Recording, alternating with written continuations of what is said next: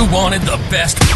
You've got the best podcast. The hottest podcast in the world. The Chris Voss Show, the preeminent podcast with guests so smart you may experience serious brain bleed. The CEOs, authors, thought leaders, visionaries, and motivators. Get ready. Strap yourself in. Keep your hands, arms, and legs inside the vehicle at all times, because you're about to go on a monster education roller coaster with your brain. Now, here's your host, Chris Voss. Hi, folks. Chris Voss here from thechrisvossshow.com, thechrisvossshow.com. Welcome to the big show, my family and friends. This is the part that they call the ramble. The ramble where I make up shit and I just wing it right off the top of my head and I say whatever I'm thinking. And clearly I'm not thinking anything because I'm just defining the ramble in the intro. So there you go. I just cheated, really, when it comes down to it. But there you go. I mean, we make up something different every time. I've had friends say to me, we just go listen to the intros, Chris, for whatever the hell you're going to make up. But we really appreciate you guys being here. We have an amazing author on the show. He comes all the way from over what they like to say, the pond in the UK, in the Britain area. I think he's from Cambridge. He's not from London. I was going to say London. Is London close to Cambridge? I'm not sure. It's pretty close. Yeah. It's all English, right? So Old English. We have to disclose that. The attorneys say we have to disclose Old English because we know America is, number one. Anyway, moving on. Those damn asshole Americans. What can you do with them? Anyway, we have an amazing gentleman on the show. He's going to be talking about his latest book. We're going to be talking about the environment, a cleaner future in the secret world of waste.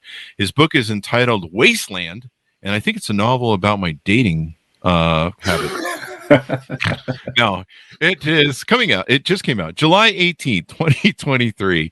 Wasteland, the secret world of waste and the urgent search for a cleaner future, which probably also is my dating future.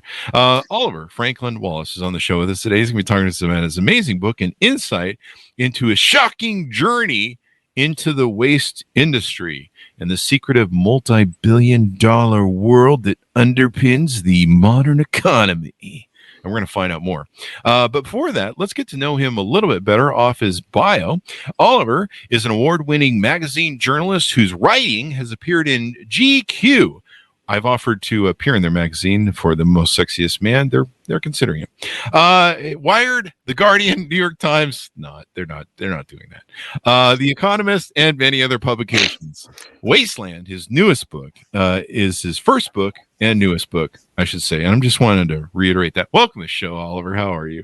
Hey, thanks so much for having me. I was thinking there in your beautifully executed ramble, like whether you were going to make a trash joke, because often people do, and it's like trash talk is an option, or if it's late, depending on where you are and how late it is, we can get into dirty talk later on if you want. But yeah, there's a lot of puns, and you didn't go for it, so I feel I feel like we missed an opportunity there. Okay, we can make up for later. The show. We're going to hit rewind, and we're going to start over. No, I'm just kidding. But no, I'll let you slide some of those in because you probably have assembled some in your thing. So welcome to the show. Congratulations on the new book. Give us a .com wherever you want people to find you on the interwebs, please. Oh, sure. Yeah, you can find me at oliverfranklinwallis.com. Easy. All good bookstores, some mediocre bookstores. You can, wherever. I think you mentioned like my day job. I'm an editor at GQ magazine, so a lot of your readers might know that, and various other bits and pieces. This is a very different world than celebrities and fashion. There's a bit of fashion in there. We might touch on it, but it tends not to be the same vibe. But yeah, is GQ still like a good men's sort of magazine there? I think it was always. You go there for your nice suits and stuff. Yeah, I hope so. Yeah. And if you need me, for that sexiest man list, and you just let me know where to submit my pictures, and you can check my Tinder profile and stuff. Anyway, moving on. What motivated you, Oliver, to write this book? Yeah, sure. There's a long version of the story. There's a short version of the story. I'm going to give you the short version, which is it started interesting me not that long ago when everyone suddenly started noticing, well, there's all this plastic in the ocean and all this I was going to swear there, but I better not, stuff going on in our rivers and things like that. And I was just like, where has all of this stuff come from? And at the same time, I did this piece for The Guardian about the fact that China, which for a long time, from the second half of the 20th century, was like the preeminent destination for a lot of our garbage. A lot of people don't know that the things you're throwing away for like recycling was being loaded onto container ships, and on the West Coast, in your case, and sailed over the Pacific to China, and in some cases recycled and often not. And 2018 or so, they said, no, we're kind of done with that. We don't want to be the world's trash can anymore. Shut their doors. And ever since, we've kind of been like wondering what to do with it. And I was kind of intrigued by that notion at the time. But the thing that kind of caught me in it is like, we spend a lot of time thinking about where our stuff comes from. Is it organic? Is it fair trade? Is it this or is it that? But we never really think about what happens to it after we throw it away. And a lot of time, the journey is just as long and just as complicated and just as interesting. So yeah, this is my kind of attempt to find out, and it was pretty wild at the time. There you go. I thought the plastic in the ocean give it that shininess when you look out across the horizon. Oh man, I'm gonna get hate mail from Greenpeace now. Well, we were just talking off the air about the story that I was doing for The Economist a while back about submarines, and I went on this research boat in the Pacific, and you would just be like sailing in the middle of nowhere, and occasionally you just see like a load of plastic just kind of floating on by. So I think maybe that that was many years ago now, and maybe that kind of planted the seed back in my mind. There you go. But yeah, you see it everywhere. It's kind of crazy. And it looks like you travel the world. You go to Ghana, I believe, and yeah. So I did the UK, the US, India, and Ghana. Mm-hmm. A lot of this reporting happened during the pandemic, so you couldn't get into a lot of places. So I went wherever they'd have me. But yeah, it's a fairly global journey, and it's all sorts of different things. So it's like not just plastic, which I'm sure we'll talk about. It's clothing, it's electronics, it's sewage, it's food. It goes all the way. I think the last chapter is nuclear waste, which is kind of pretty heavy. Yeah, but I stood in a room which looked like a missile silo out of a Bond movie, where they store all of the Europe's nuclear waste in these kind of super thick tubes that's going to be radioactive for 10,000 years, and that was kind of interesting and wild. Craziness. So yeah, you can still feel the heat. It's like they're like. I think they're like 2 or 3 meter deep plugs, and you can still feel like warmth coming out of them, like even with all of the crazy levels of safety and stuff going on to give you a sense. Should you be able to feel the warmth? Well, maybe. I was a little bit surprised, but they give you a little Geiger counter. Like you wear this little alarm thing. You go in and you've got to wear these special shoes and safety helmet and all this kind of stuff. And you wear a little alarm, and then when you kind of come out, they like check you basically to make sure that you're not radioactive. I'm not sure, like if the alarm goes off, like what do they do? Like I never really thought to ask that question, but if maybe they would have just kept me in there. It's probably like that movie with Cher back in the 70s or 80s where she's at 3 Mile Island or whatever, and they have to give her the soap bath and scrub her down and shit. I imagine probably not going to end well. So how did you approach this journey? Like how did you say, okay, how are we going to paint this picture? How did you tackle this? Because it seems like it's a very big, there's a couple of things of garbage out there. Yeah, because and it's a kind of weird thing to get your head around. But from one sense, this is a book about trash and garbage, and that feels like something small. But then once you start on this journey, you realize, well, actually, this story is of everything. Everything we have to dispose of everything at the end of its lifespan. Eventually, like going from the tiniest thing up to bulldozering, like TNTing power plants and like blowing up power plants and scooping all away. And so I had to kind of work out which of the things that I wanted to follow. And so a lot of the time it was focusing on the things that we use most common in our everyday life. So there's the story of paper. There's the story of like a plastic bottle. There's what happens to your thrift store donations, for example, your old iPhones. Yeah. But something that kind of became very clear to me early in the stage of the reporting is like, there are essentially 3 forms of waste. There's the kind of the regular everyday trash that you throw away in your bin. There's what they call in the industry putrescible waste, which is a lovely word, but essentially means stuff that decomposes, like food and sewage, the stinky stuff, essentially. Bodies. None of it smells great, but yeah, bodies, yeah. The stuff that decomposes. And then there's this like third category, which is kind of like the dangerous sticky stuff, which is like toxic waste, industrial waste, the nuclear stuff, the stuff that's really difficult. And so like the last third of the book is like what you do with that. And I mean, I'm sure we'll talk about it, but like a big challenge with this industry and with all of our environmentalism is like a lot of our world is like filled with these toxic chemicals and stuff that you don't see every day now, and microplastics and all these things. We're only really starting to get to grips with the impact they're having on the environment and on our bodies. So yeah, I hope that people can kind of see the threads and that the journey makes sense. Yeah, I love microplastics and some of that forever chemicals. I sprinkle that on my Cheerios every morning and gets that extra zip. That extra zip of flavor. You know, you realize you're going to have a whole mess of people on your Amazon reviews going, "This book is trash." And I actually at one point genuinely pitched my publisher, and I said that we should have "This book is garbage" as the title, and then I could be like, "Ha, yes, it is, my friend." Yeah, I'm fully acknowledging that there will be puns and abuse and things, but I lean into it. You've got to embrace it with two hands. Now, I've got your book here. Is this fully recyclable? That's just what I want to know. I don't see recyclable. It is. It is fully recyclable. Yeah. There you go. So you can use it as a paperweight or to put your laptop on it. You know, there's all sorts of uses you can. And you can read it too. That's you could read it. Yeah. Some people do. There you go. Hi, folks. Here's Voss here with a little station break. Hope you're enjoying the show so far. We'll resume here in a second. I'd like to invite you to come to my coaching, speaking, and training courses website. You can also see our new podcast over there at chrisvossleadershipinstitute.com. Over there, you can find all the different stuff that we do for speaking engagements if you'd like to hire me, training courses that we offer, and coaching for leadership, management, entrepreneurism, podcasting, corporate stuff. With over 35 years of experience in business and running companies as CEO. And be sure to check out chrisvossleadershipinstitute.com. Now back to the show. And so let me ask you this. I know people really need to get into the details of the book and everything else, but are we really saving anything with plastic and paper straws? Did you get into any of that in the book? Oh, you mean like changing plastic straws to paper? Yeah. And stuff like that. Yeah, and this is a really interesting area because something that happens, and this is true of the whole wider environmental movement area, any kind of environmental issue, is that when you identify a bad guy, you know, like what happened was all of a sudden we started seeing these pictures of turtles with their heads and like beer rings and things like that. And everyone went, okay, well, we need to find a solution. And a bunch of canny entrepreneurs and people in the business world went, okay, well, we can sell these alternatives. So you have, you know, all these keep cups and tote bags and all these, like this whole green industry suddenly moved and started basically saying, well, the solution is to buy different stuff, which in a lot of ways doesn't really solve the problem.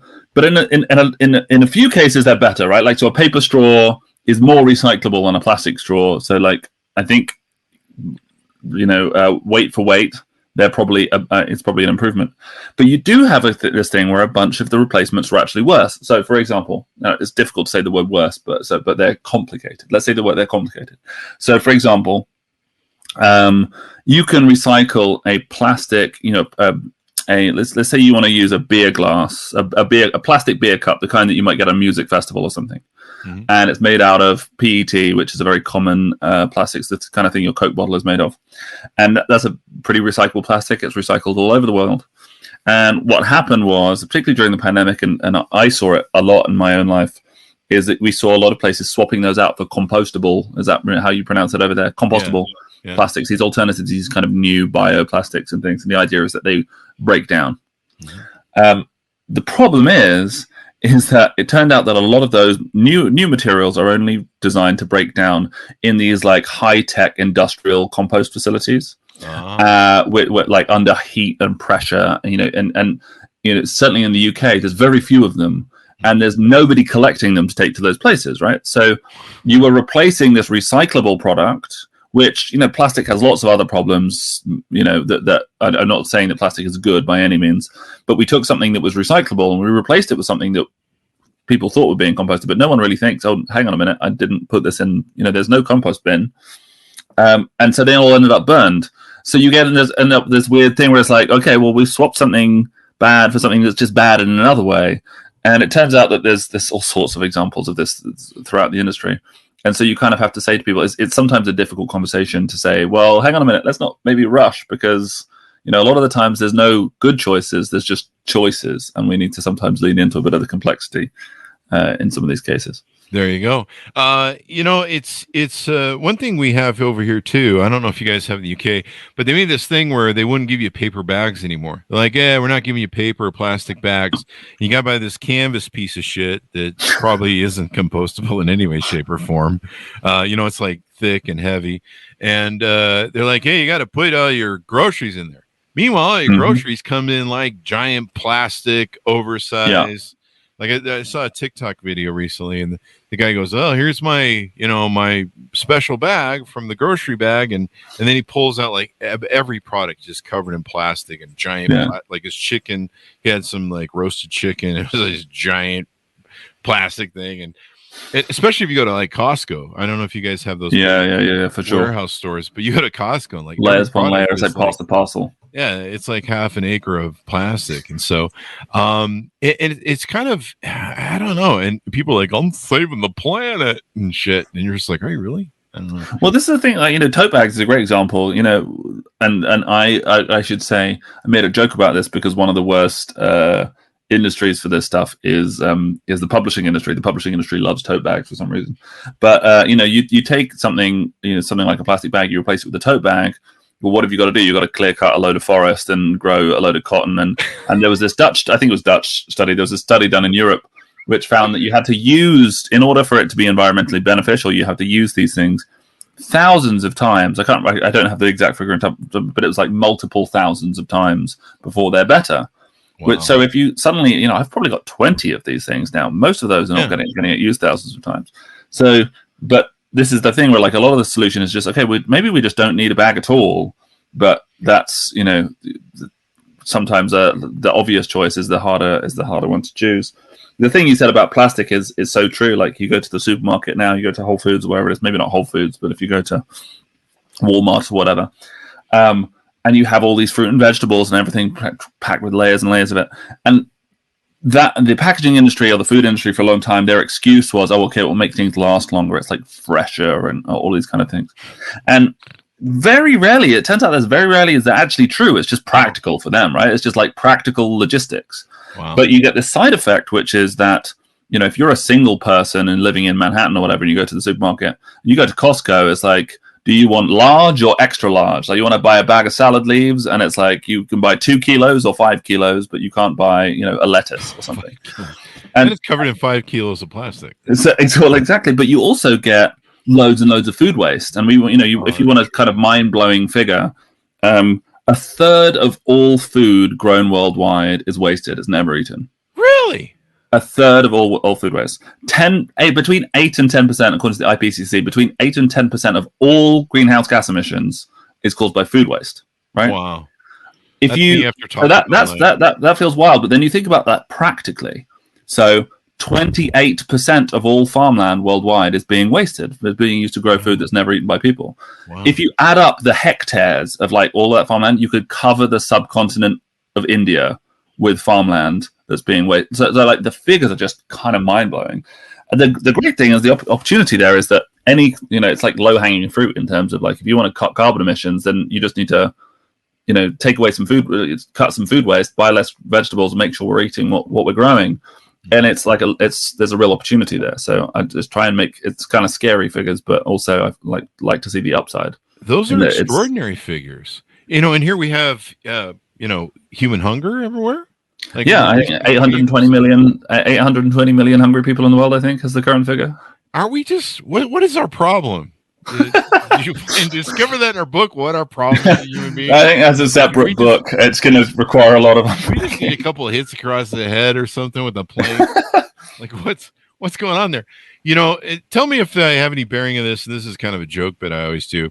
But you know, I'll have these friends that I'll be at a party or something on Facebook, and I'm like, hey, you know, I'm single. And I live my life, and I have plastic forks, plastic knives, and plastic spoons, and paper plates.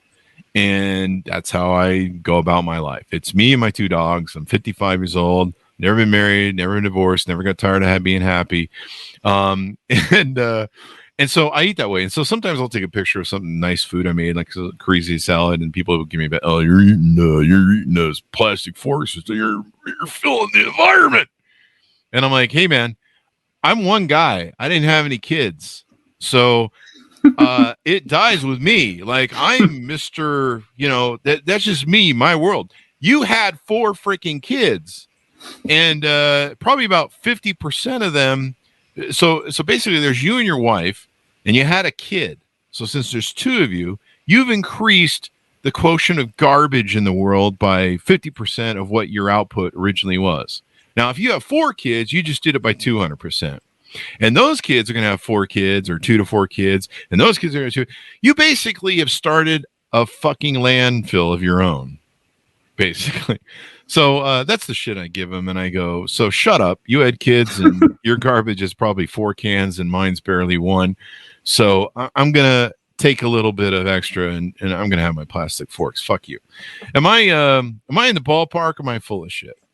And this is like the Thanos Marvel logic of the world, like depopulation. Like I love how very quickly we've moved on to like depopulation and theorizing about genocide. Like 20 minutes in, I was like, yeah, let's stop. The Chinese tried that; it didn't go very well. What I would say is, there's 2 arguments to this, right? Like, it's very true that one of the most sustainable things you could do is have less kids, but also it's not very practical. It's pretty like dark when you get into the policy implications of that. So you can't really like legislate for it, whereas you can legislate plastic forks. So we're going to go for the low hanging fruit. Well, the thing I would say to you is like, if you, first of all, like why plastic forks taste gross. Second of all, is like we're starting to understand now. If you knew the shit that was in your plastic forks, it would blow your mind. Like a lot of the time, there's about 10,000 common additives that go into plastic. Really? And a lot of them now we're starting to understand, like phthalates, for example, which is this whole class of additive that goes into plastic. You go to these plastic recycling facilities, for example, and essentially they're just these huge kind of industrial facilities, loads of, conveyor belts. And like when you see garbage in large amounts, it's kind of like, it's like almost a religious experience because you realize the scale of what we're doing to the planet. You see this stuff and they chop it all up into these kind of tiny little flakes and then they melt it. But before they melt it, they kind of pour in like a barrel of this like green, mysterious ooze, and they call it master batch, which is like this really dark euphemism. It sounds like Soylent Green or something. And you're like, well, what's in it? And they're like, we don't really know. And maybe. But some of that stuff, and we now know, for example, like if you were probably around a kid at the time when they used to have things like BPA and kids, toys and bottles and these kind of things. So we're still only learning, like if you could do people have done whole books. There's a great book. It's called Slow Death by Rubber Duck, which is basically about all the shit that's in like toys and plastics every day. And it kind of talks about that. But sorry, I'm swearing. I shouldn't swear. We probably used the part a lot, man. That was me. But all I would say is like, we don't know what that's doing to your body, to our sperm counts, to whatever. So whereas like a metal is, a stainless steel fork is pretty inert and pretty cheap. Yeah. So that would be like if I could appeal to the other side of you, I'd say that. And the thing you scared me enough. I'll probably switch now. You freak me out now. The other thing that's kind of wild to me about plastic, when I drive along the highway or something and I see people throwing away their cartons or whatever, and it is the hedgerows, is that by some estimates they reckon that a Coke bottle now will last about 450, 500 years if left by itself. Crap. So when you think about the amount of stuff that we're producing and it kind of sits out there, I'm just kind of like, well, eventually we're going to get into this Wall-E. People talk about the Wall-E situation where we have to kind of flee planet Earth because there's just too much garbage around. So, but yeah, and it's buy yourself a plate. I'm going to send you a plate in the mail. Well, the plates are paper. Nice crockery. How am I doing with the paper plates? Paper's pretty recyclable. Yeah, as long as you're not getting it too greasy and stuff, then you can just throw it in recycling. Or it'll go in a landfill. And they're in the US, so you guys still landfill pretty much everything. So yeah, we do. Or we just take it down to the beach and wing it in. Exactly. Yeah. Feed it to turtles. Yeah. We had a guy on who talked about estrogenics, and he talked about parabens and stuff like that that were in things, and you probably are familiar with that and talked about in the book.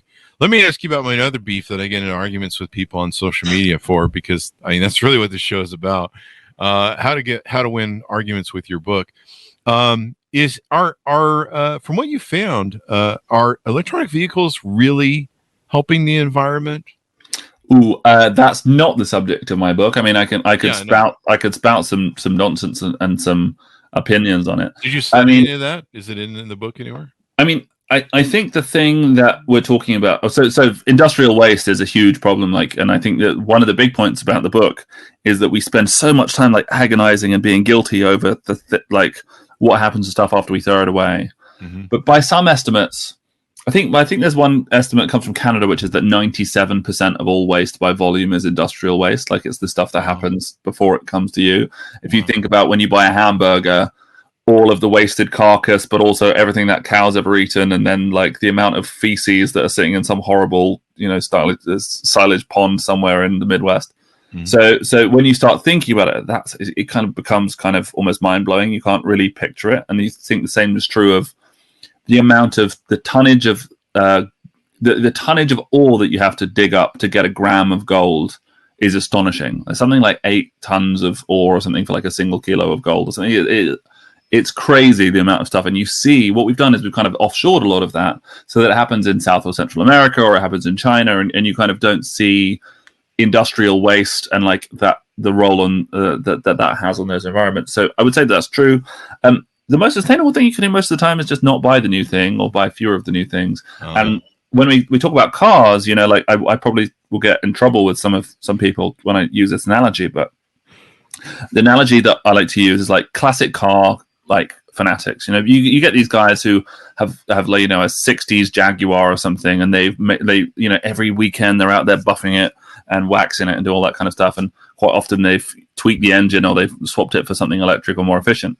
That car probably has a lower carbon emission than the guy who's kind of had a new Prius 5 times in the intervening years, right? Because the majority of the carbon emissions from that vehicle is in the manufacture. So if we all had this approach of, okay, well, let's try and buy things that we really love, and they take care of them for as long as possible, and we could talk about the right to repair movement and all this kind of stuff, because we have electronics farmers taking people to court over whether they can repair their tractors. Because one of the wild things about the tech industry now is they put all these software things in there, which basically means stuff breaks, you can't fix it. Yeah. You can't replace the battery. Which is a wild, world for us to be getting into. So if we're going to talk about things, if we're going to talk about cars, let's talk about what tech companies have done, and you can talk about obsolescence and things like that. But yeah, I'm not.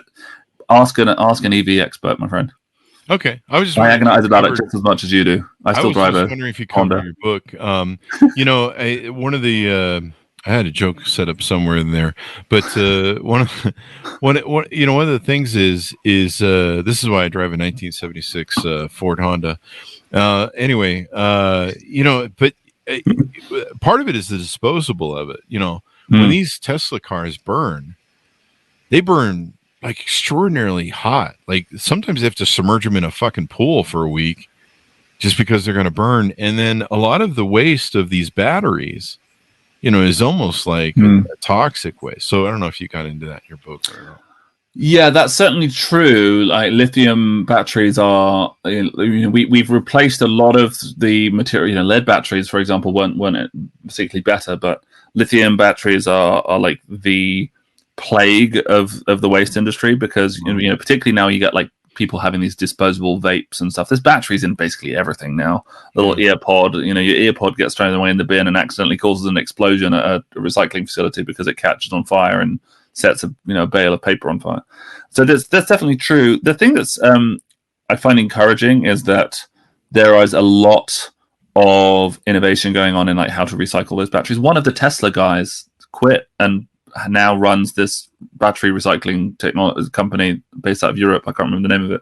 Mm-hmm. But there's a huge amount of investment in that space. So I can only imagine that within a few years we'll see a lot of that recycled, and they take old EV batteries now and they turn them into batteries for homes, whatever, or solar farms and things. So there is reuse, because they're so valuable, and it's so different that a lot of these raw materials, these rare metals, it's so expensive and so damaging to get them out of the ground that we have, the metals industry, you see mining companies now, they call it urban mining, which is basically like they're getting into recycling through e-waste.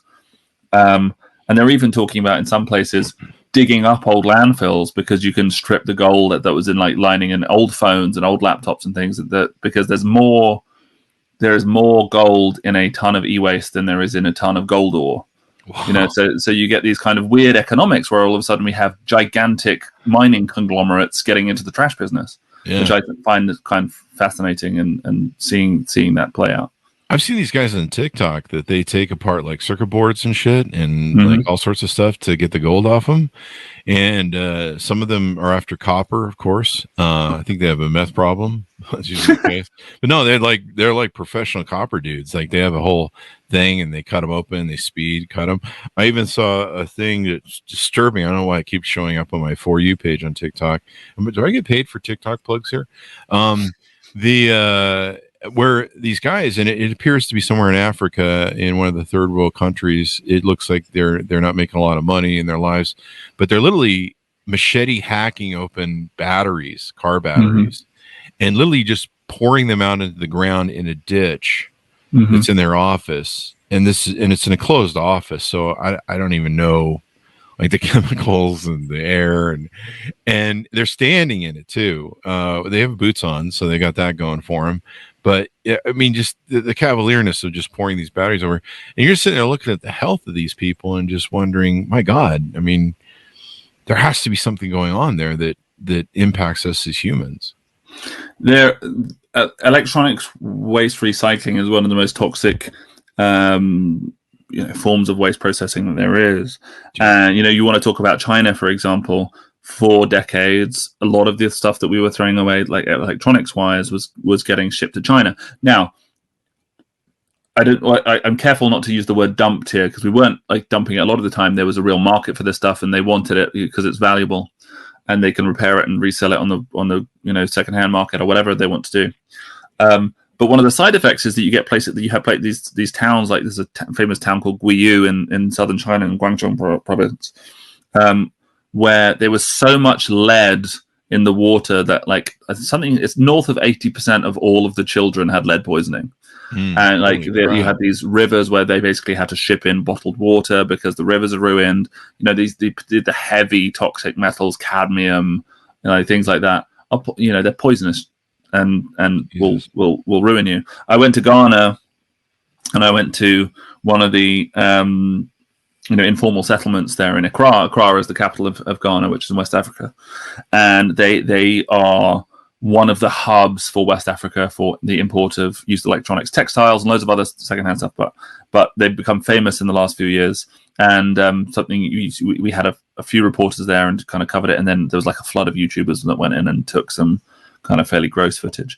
But yeah, they call them burner boys. And you get these kids who are essentially taking apart old cars or old TVs and things, and they will get a bunch of wire and they will basically put it on the end of a big stick and they'll just burn it like on an open fire on the riverbank, and you can smell the fumes from acres away. And these some of these kids are, they're not even teenagers. Are they getting high that way or something? Like, I know, but it shows you the value. Like for these guys, copper is tremendously valuable. The scrap metal trade is a multi-billion-dollar industry worldwide. So there's value in it for them. So for them, they're making a decent living.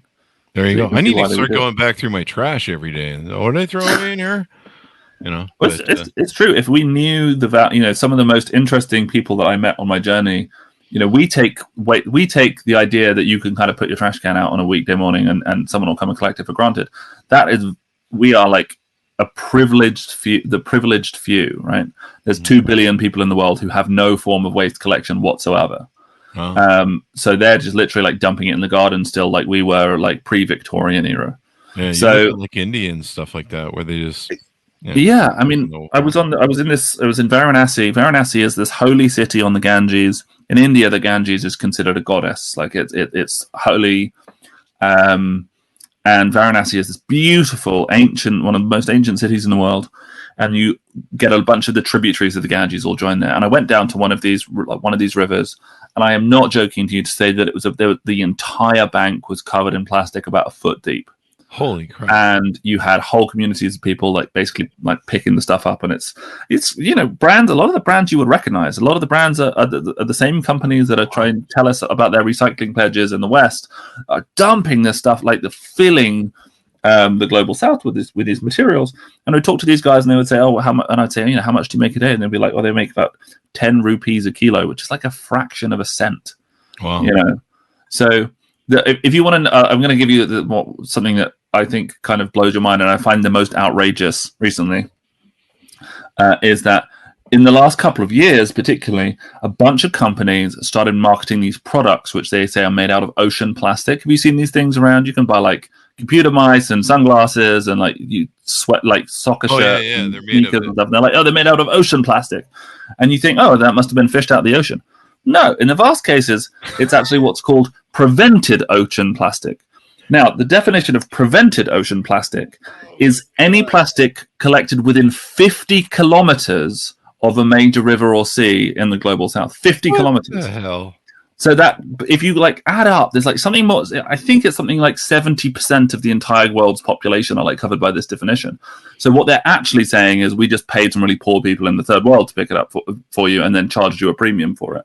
Wow. But the greenwashing is just crazy. And I would meet these guys and they're not seeing the profit. Like you're buying these nice designer sunglasses, makes you feel guilt free. They're seeing none of it. So the injustice that goes on in waste in this world was shocking to me throughout this journey and still makes me mad quite. That's extraordinary. Now, as you can tell. Now, as we round out, one of the things you bill in the book is a blueprint for building a healthier, more sustainable world. Do we need to kill all the humans for world peace and make the world sustainable? Do I need to be worried? Do I need to be calling somebody? I just have a joke. The sheriff People come like, and check on you. Anytime someone ever says to me, hey, we need world peace, I'm like, achieve world peace? Wow. Kill all the humans. And everybody be peaceful after that. It's us. We're the problem. This is like the environmental prospectus practiced by like Ted Kaczynski, but I'm enjoying it. I'm enjoying it. No, only it's that other guy who would eat the people because that's more recyclable. Yeah, that's true. It's returning nutrients to the earth. So sorry, I interrupted you. Your question is like, what's the fix? So yeah, you offer a blueprint for building a healthier, more sustainable world. What should we do before all buried in trash? Sure. I mean, there's a couple of things which are really obvious, which are, buy less stuff that you like, buy less tat, like try and buy things that that's going to last longer and that you can repair and pass down to your kids and love. Like, I think it's very easy to people to say buy less stuff. Well, I'm actually saying just like, you can still buy stuff, just make sure it's good quality and that you can repair it and fix it. And let's make companies and ensure that companies are like that happen. And there's a bunch of great companies that are doing that, like Framework and Fairphone and all these companies kind of do stuff. So that's one example. Second thing is like we need to cut companies need to basically be punished for greenwashing, and like we need to basically be making sure that they're telling the truth with this stuff. I talk about in the book about Coca-Cola's recycling pledges they've done over the last 25 years or so. In the Coca-Cola have been pledging recycling, recycled content in their bottles since the 1990s, and every single time they've set a target, they've missed it, and they've done it, I think, 5 or 6 times over the years, and nobody ever kind of goes back and check. Wow. So there's a couple of those big things, but yeah, I could sit and tell you, oh, make sure you buy these things, but I think the honest answer is that the place we have. We didn't really talk about this, but one of the things that is kind of fundamental in the book is that our entire concept of waste and individual responsibility for it was essentially invented by the packaging industry in the 1950s as a way to avoid being legislated against. In the same way that the carbon footprint was invented by British Petroleum, BP, the oil company, like popularized the carbon footprint. Like, and a lot of people know that, but like that, so we are kind of told to reduce, reuse, recycle by basically the companies producing this stuff as a way of getting away with it. And so we kind of need to, when we talk about individual action, like a lot of the time, we're kind of playing into their hands.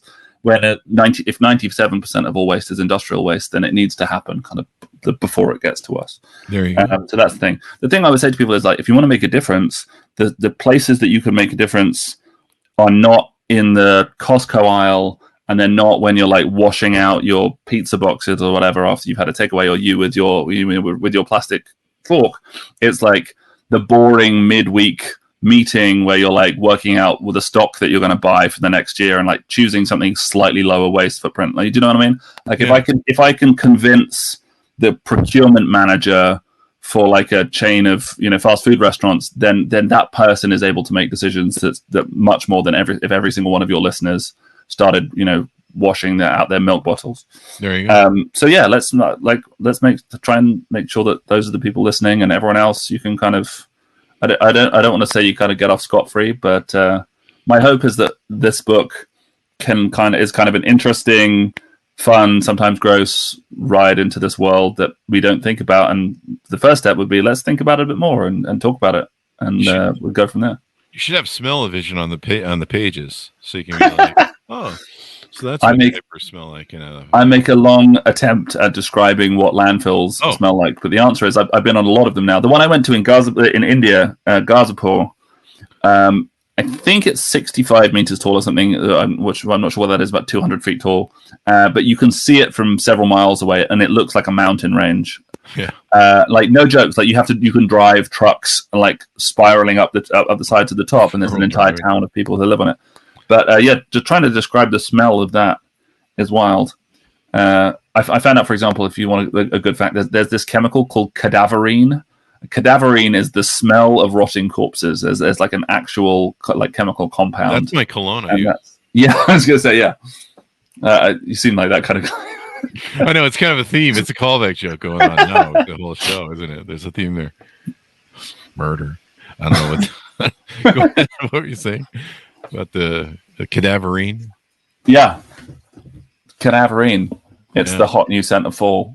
There you go. It was in GQ. I saw somebody have it. It's one of those things you're going through GQ and they have all the next. I'm just kidding. I'm gonna get you fired. It's not in GQ, people. That's a joke. So we've learned some really interesting stuff. What did we learn today, Kenny? I never have heard this term. I may have heard the term greenwashing, but I never probably understood what it was. I just thought it was where you scrub your vegetables. But greenwashing is a term used to describe false or misleading claims made by an organization about the positive impact that company, product, or service has in the environment. Now, they claim here that greenwashing is illegal and ethical according to the United States Federal Trade Commission, but we know how that shit works. Yeah. Yeah, you just pay some money and it goes away. I mean, in this country, we have the Advertising Standards Agency, and they basically you get a fine. Like, if you put an advert that says something like untrue, you get a small fine, and a lot of the time that they just kind of take the L and tweak a small word and get away with it. But yeah, the reality is that the waste industry and recycling, I should say, really important. Like the environmental benefits of good recycling cannot be overstated. It creates more jobs. It's better for the planet. But a lot of the time it's just not happening. Like, it's just not true. There's so much smoke and mirrors in this world. It's kind of unreal. If we want to talk about greenwashing, it's a great place to start. What about those buying of shit people do on Amazon? I mean, I know some people, maybe personally, that have stuff that comes every day from Amazon, and there's trucks that bring it, it's like some $10 thing of salt or something. And you're like, that's they put it in like a giant box about this size for something, that's about that big. Yeah, for sure. I mean, they kind of cracked down on that here recently because there was like a social media campaign, which really seemed to convince them. But the thing that they got in trouble for, and I got, I cover in the book, is that not a lot of people realize that when you return stuff, particularly if you're online shopping, like if you return stuff and if it's of a low enough value, they often just throw it away. Like, it doesn't get resold. They can, like, the logistical cost of hiring a staff to resort it. So Amazon in the UK was caught basically shipping a load of stuff that was unsold, returns, just straight to landfill. And they had this insane footage of, like headphones and massage guns and clothing and all this stuff, just like straight in there. Wow. The fashion industry has been doing this for years. They have this thing called dead stock, which is like designer brands, in order to artificially inflate the value of a lot of their clothing, were just burning, like, anything that was unsold. They would either literally slash it or they would just throw it straight in an incinerator. And there are fast fashion brands. There's this story in the book about H&M, the fast fashion brand, producing so much clothing waste that there's a place in, I can't remember which country it is, it might be Denmark, it might be Sweden, where like they had an incinerator that like switched over to being powered by clothes. Like there's a waste to energy plant just like powered by clothing waste. They're like providing the electricity for half the country. Yeah. Yeah. But yeah. That is crazy, dude. That is crazy. Well, very insightful book. I've learned a few things. You scare me away from plastic utensils. So good job there. You've won one person over with your book, and I'm sure there'll be more. So thank you very much, Oliver, for coming to the show. We really appreciate it. Thank you for having me. I'm going to send you a new fork in the mail. If any of your listeners want to chip in and get a full cutlery set, let's sort Chris out, I think. But make sure it's got that lead base, because that lead base gives it that zing. I like that zing, man. It gives it that flashy flavor. Makes your mouth tingle a little bit, and your brain goes, ooh, and then the next morning you're like, what? Which is pretty much the story of my life. Give us a .com, Oliver, so people can find you on the internet. Yeah, sure. You can find me at oliverfranklinwallis.com. And as I said, the book is called Wasteland. It's out in all good bookshops now. I hope you like it. There you go. Thank you very much for coming on the show. We really appreciate it. Thank you. I appreciate it. And thanks to Mountains for tuning in. Go to goodreads.com/Chris Voss. Order the book wherever fine books are sold. You can go to wherever they are. Wasteland, the secret world of waste. It's a secret. And the urgent search for a cleaner future. And open up your eyes. And, really, if you want to save the planet, stop damn breeding so much. Jesus. I mean, go adopt a kid. There's plenty at the shelter. It's kind of like getting a dog. Just go get one at the shelter. They're already there. Just adopt them. Anyway, I'm just teasing you people. You can do whatever you want, because you will. So there's that. Thanks for tuning in. Be good to each other. Stay safe. And we'll see you guys next time.